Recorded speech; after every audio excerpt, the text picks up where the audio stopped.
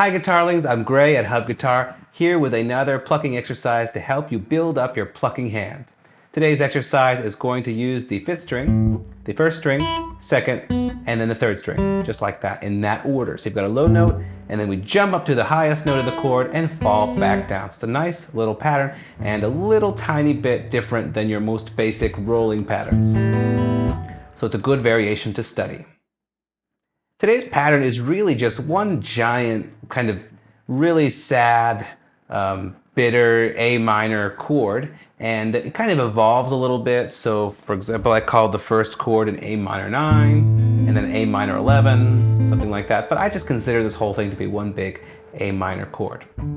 The first chord is A minor 9, so we're going to take our open A string and just play that like that. And then we're going to play the 5th frets of strings 1 and 3. In between we have the 9, which is B, and that's on the open B string.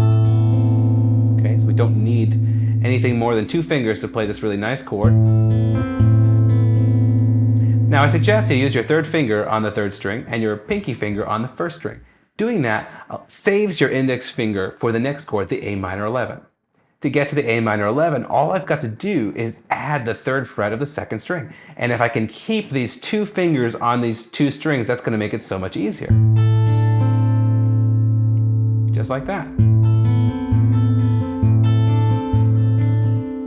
So when you're switching from one chord to the next, think about, how can I save some of my work? How can I reduce the amount of transitions I have to do and keep a finger in the same place for the next chord? That's going to make things a lot easier.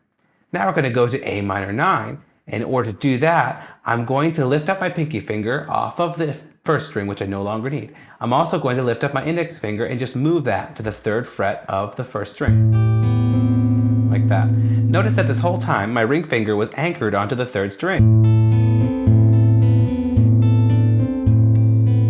Didn't move the whole time.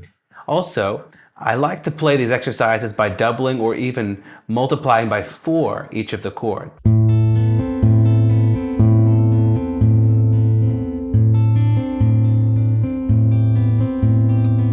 Tempo is not important here. This is a plucking exercise. You can also insert pauses in between each chord.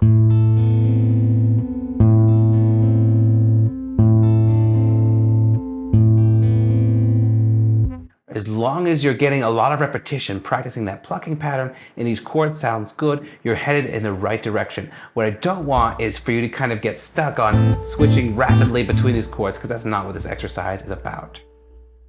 Alright, that's it for today's lesson. I do hope you enjoyed. If so, please subscribe because there's so many more coming. Thanks for watching.